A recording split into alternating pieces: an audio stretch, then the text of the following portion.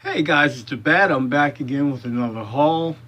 My local comic book shop had a major sale going on. He had acquired multiple collections, and he had great discounts on a lot of books. And he had so many books that he really couldn't go through all the boxes that he had thoroughly. But he didn't, I guess, didn't really care. He just slapped, you know, $2 a piece, six for 10. And actually, I went on the last day of the sale. So, and I got some good stuff. So I was thinking, man, I must have really missed out on some excellent books. But hey, you win some and you lose some. But I think I still won. I got some. I think I got some good books. Starting with this second printing of New Agents of Atlas. I don't know who the character is on the front. I haven't really been reading too much as I normally would have, but it was a great looking cover, so I figured I'd pick it up. I also picked up in the bargains Marvel 2-in-1, issue number 51. I used to have this book a long time ago, and I like the layout of the cover. I think it's a really good cover. Great Joe Sennett cover. And I also picked up this direct edition of Marvel 2-in-1, Thing and Starhawk number 61, The Coming of Her. And this book has a little bit of value to it. So happy to get it. Picked up Black Widow number 2 and Black Widow number 3 with a cover appearance of Black Widow number 4, Yelena Belova. And I didn't know that Black Widow, our Black Widow, Natasha Romanoff, is actually Black Widow number 2. I don't know who Black Widow 1 or 3 is, or how many other Black Widows there are. But be interesting to find out. I also picked up Lisa Comics from The Simpsons, issue number 1. I always collected game-related books, so I picked up Tekken Forever, issue number 1A. And I was so happy to find this finally, the 9th issue of Battle Chasers, the last issue. Before it went on, I call it permanent hiatus. I don't know, there have been rumors that they're Joe Madureira, I can't pronounce his name correctly, but maybe bringing it back, which I hope he does, and I hope he draws it. Very good book. Like I said, I'm still chasing down issue number 7 and 8, and after that, I'll have the complete set. Picked up another copy of Astonishing X-Men, a great Arthur Adams cover for issue number 43. I got the one-shot Star Wars Boba Fett, Agent of Doom, which I love Boba Fett. Boba Fett is one of my favorite characters out of Star Wars. And as far as the original Star Wars cast, and he didn't say anything. He just was cool. Went back, started picking up extra copies. If they're in the cheap bins, I'm getting them. Any tie-ins with the Phalanx, or the Phalanx, or however you want to pronounce it. And this is the, what you call them, Phalanx, or Flanks, whatever covenant. Uncanny X-Men 316, Part 1. This is Part 2 from X-Men number 36 with the alternate cover. Doesn't have the foil on it. X-Men number 37. And Uncanny X-Men number 317. This also has the first appearance of Skin, who is on the cover, and Blink, who is in the movies, actually. Very happy to find these. Oh, ROM number 17, appearance of the X-Men. This book goes for a little bit of money. Plus, this is direct edition. Number 18, the second part. I I already have this book, but I have it in a newsstand, regular newsstand. This is a direct edition, and it's a better copy than the one that I originally had. And I was glad to find this one too, issue number 31, direct edition, where he's fighting against the Brotherhood. Now, the Brotherhood are starting to become more and more popular now, dealing with House of X and Powers of 10. They're starting to become more prominent again, which is good. So if you ever find these in the wild, good to pick up. I wish Marvel would get the license back to Rom, because Rom has some interesting stories with the Dire Wraith and all this other kind of stuff. But because of Rom being owned by a toy company, because it was actually a toy before it became a comic book, it's very, very unlikely that Rom would ever see any tie-ins with the Marvel Universe. New Teen Titans. I tell you, these issues are gold by Marv Wolfman and George Perez. If you see these in the bins, at least issues from issues 1 through maybe 25 or so, I would pick them up. I mean, these books, certain ones do garner a good bit of money, and but I see them all the time in the bargain bins. And it's like everybody is skipping past them, because I can go, tomorrow I can go back into that shop and pull out some more. I picked out the few that I wanted, and which were in the best shape. That's issue number 3 with Dr. Light. This is issue number 4 versus the JLA. Issue number 6 with the origin of Raven's mother, and I think appearance of Raven's mother, and I think second appearance of Trigon Terrible, her father. This is a moneymaker here, issue number 10. Third appearance of Deathstroke for the New Teen Titans. I picked up 2 more copies of that. I don't know how many copies of this book that I have, but if I see them, I'm grabbing them. Same thing with this book. So at one time, I could not find this book. It was Uncanny X-Men number 390, and what's so significant about this book, this is where Colossus gives his life to cure the legacy virus. But, you know, like in comic books, death really is only just where they put a character away for a while, then they bring them back. But this was very important at one time. This was a highly valued book. It still holds some weight, but not as much as it used to. Here's another book that at one time I could not find, but now I'm tripping over.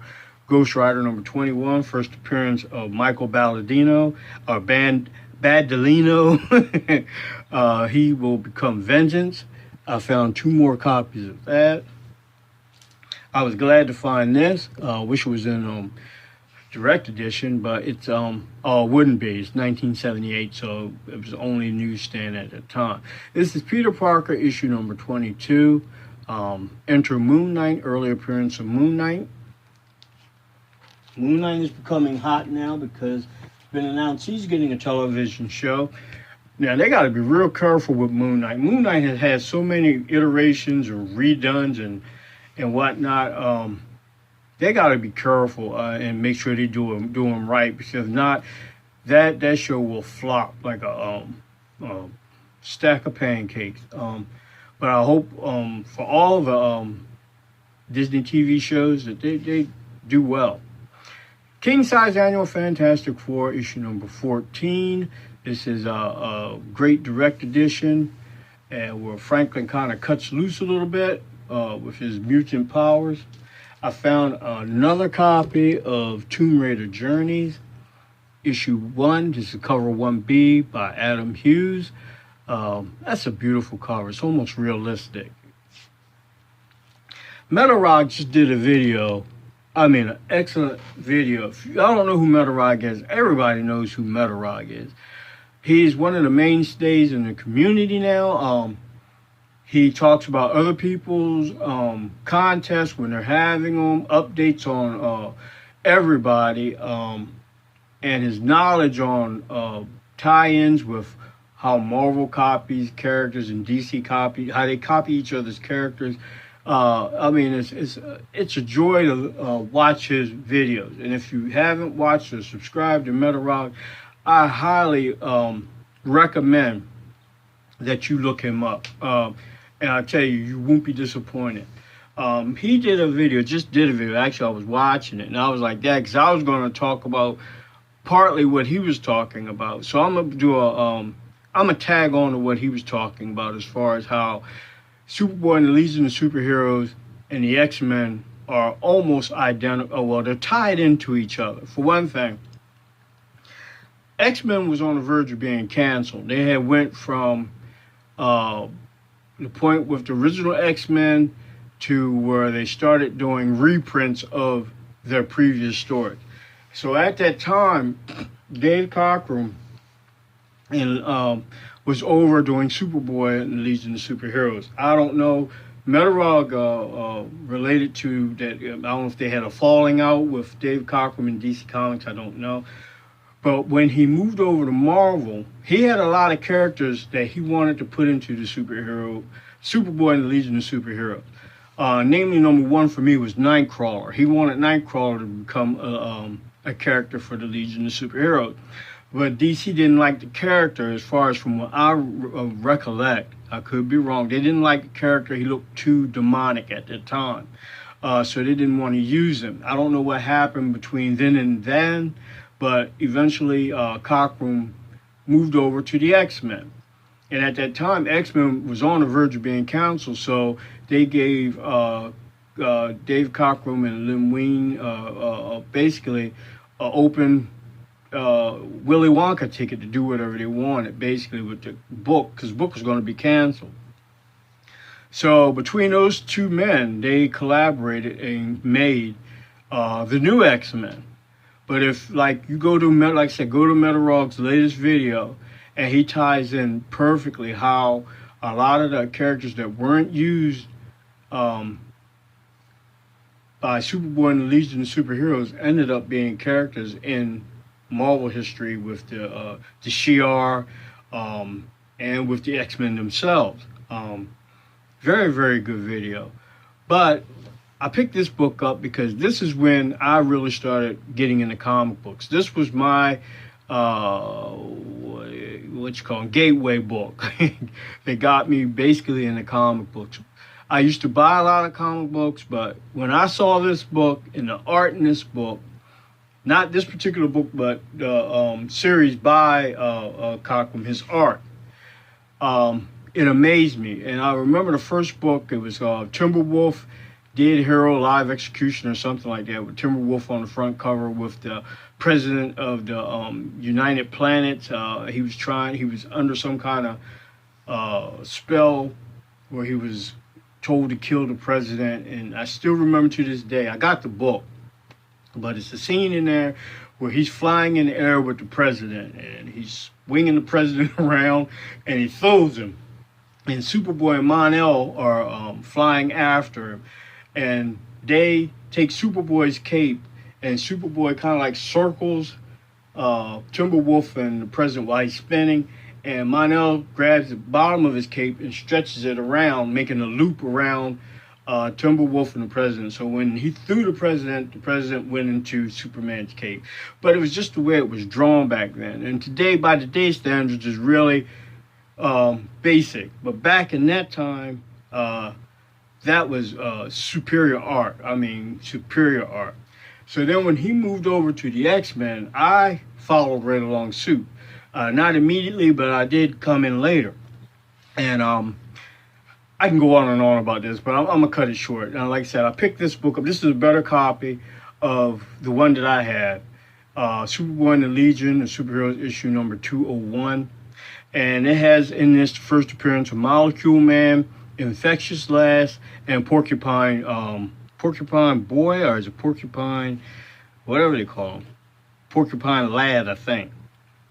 But Porcupine Pete, that's it. He, all these three people are trying to get into the Legion, but one of them is actually a villain. Now, moving on. Okay.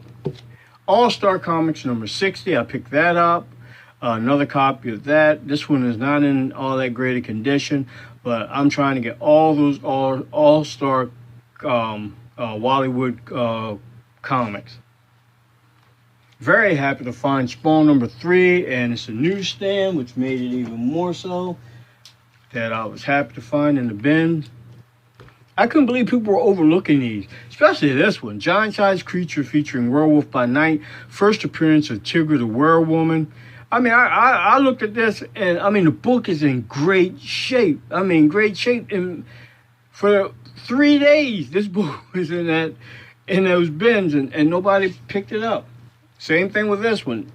My E-Man, you know, this is issue number 2, first appearance of the Entropy Twins, you know.